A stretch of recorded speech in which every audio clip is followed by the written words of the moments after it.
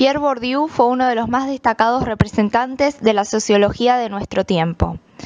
La obra sociológica de Pierre Bourdieu se destaca como una de las más imaginativas y originales de la posguerra, hasta el punto de que el autor comienza a ser considerado ya en vida como un clásico de las ciencias sociales. Como plantea Bourdieu, las clases sociales no existen como lo plantea Marx. Tampoco negar la existencia de diferencias y los principios de diferenciación como lo plantea la tradición conservadora. Lo que hay es un espacio social, un espacio de diferencias en el cual las clases se encuentran de algún modo en un estado virtual, no como algo dado, sino como algo a hacerse. Esto quiere decir que el mundo social, con sus divisiones, es algo que los agentes sociales tienen que hacer, que construir individualmente y sobre todo colectivamente, en la cooperación y en el conflicto. Hay que añadir que esas construcciones no se operan en el vacío social, como parecen creer ciertos etnometodólogos. La posición ocupada en el espacio social, es decir, en la estructura de la distribución de los diferentes tipos de capital, son también armas. Dirige las representaciones de ese espacio y las tomas de posición en las luchas para conservarlo o transformarlo. La distinción en la que trata de representar el espacio social, los agentes distribuidos en la primera dimensión según el volumen global de capital que ellos poseen en sus diferentes especies y en la segunda dimensión según la estructura de su capital, es decir, según el peso relativo a los diferentes tipos de capital económico. Así, en la primera dimensión, sin duda alguna la más importante, los poseedores de un fuerte volumen de capital global, como los patrones, los miembros de profesiones liberales y los profesores de universidad, se oponen globalmente a los más desprovistos de capital económico y de capital cultural, como los obreros sin calificación. Pero desde otro punto de vista, es decir, desde el punto de vista del peso relativo del capital económico y del capital cultural en su patrimonio, ellos se oponen también muy fuertemente.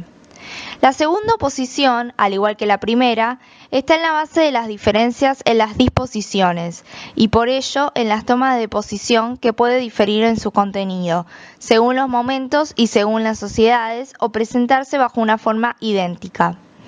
Más generalmente, el espacio de las posiciones sociales se retraduce en un espacio de tomas de posición por intermedio del espacio de las disposiciones o de los hábitos.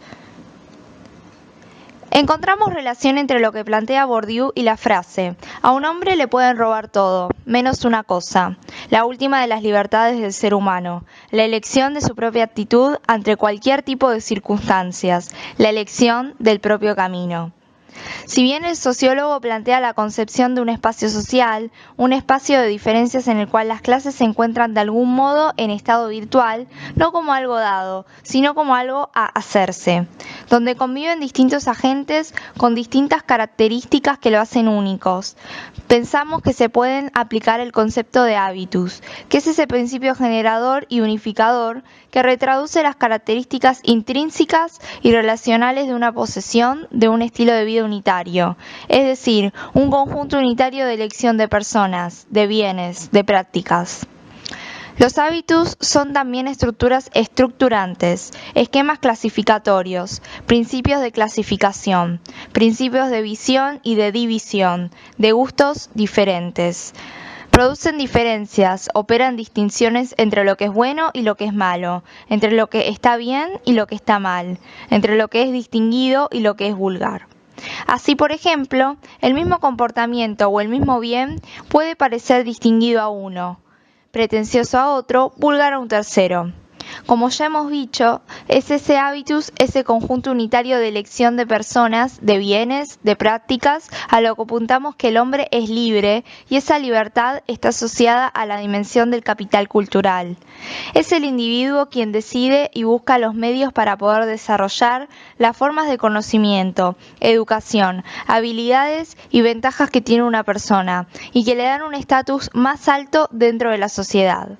En principio, son los padres quienes proveen al niño de cierto capital cultural, transmitiéndole actitudes y conocimientos necesarios para desarrollarse en el sistema educativo actual. Es lo que diferencia una sociedad de otras. En ella se encuentran las características que comparten los miembros de dicha sociedad, tradiciones, formas de gobierno, distintas religiones, y el cual se adquiere y se refleja en el seno familiar y se fuerza en las escuelas y situaciones de vida diaria. La mayor parte de las propiedades del capital cultural puede deducirse del hecho de que en su estado fundamental se encuentra ligado al cuerpo y supone la incorporación. La acumulación del capital cultural exige una incorporación que, en la medida en que supone un trabajo de inculcación y de asimilación, consume tiempo que tiene que ser invertido personalmente por el inversionista. No puede realizarse por poder del trabajo personal. El trabajo de adquisición es un trabajo del sujeto sobre sí mismo. Se habla de cultivarse. El capital cultural es un tener transformador en ser, una propiedad hecha cuerpo que se convierte en una parte integrante de la persona, un hábito. Quien lo posee ha pagado con su persona, con lo que tiene de más personal, su tiempo. Este capital personal no puede ser transmitido instantáneamente por el don o por la transmisión hereditaria, la compra o el intercambio.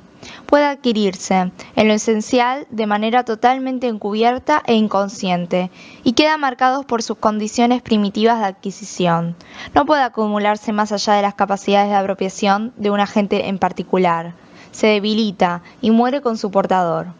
Por estar ligado de múltiples maneras a la persona, a su singularidad biológica y por ser objeto de una transmisión hereditaria, siempre altamente encubierta y hasta invisible, constituye un desafío para todos aquellos que apliquen la vieja y persistente, es decir, agregadas por el propio individuo a su patrimonio hereditario, de manera que alcance a acumular los prestigios de la propiedad innata y los méritos de la adquisición.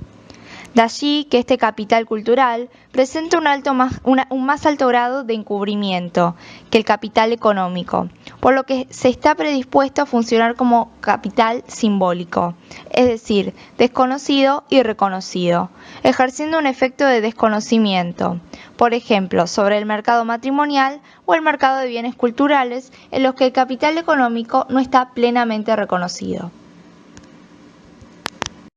La relación entre el texto de Bourdieu y las problemáticas sociales es que las sociedades de hoy en día se dejan llevar por el consumismo masivo que los grandes grupos económicos manejan, y por tratar de pertenecer quieren obtener algún objeto de moda. Generalmente, las personas que no lo tienen son dejadas de lado y discriminadas, formándose así grupos sociales. Si bien la cultura intelectual está íntegramente relacionada con el contexto en el que se ve sumergido el individuo y está en algunos casos delimitada por las enseñanzas y vivencias del entorno, especialmente familiar, los jóvenes son los que tienen que correr el desafío de encontrar nuevas puertas a sus desafíos habituales y a superarse continuamente. Actualmente, los jóvenes tienen el problema de la incorporación laboral a temprana edad por su falta de experiencia, y también lo que se da en estos últimos días es el intercambio progresivo de trabajo para adquirir así más experiencia y más prestigio y por supuesto un avance personal.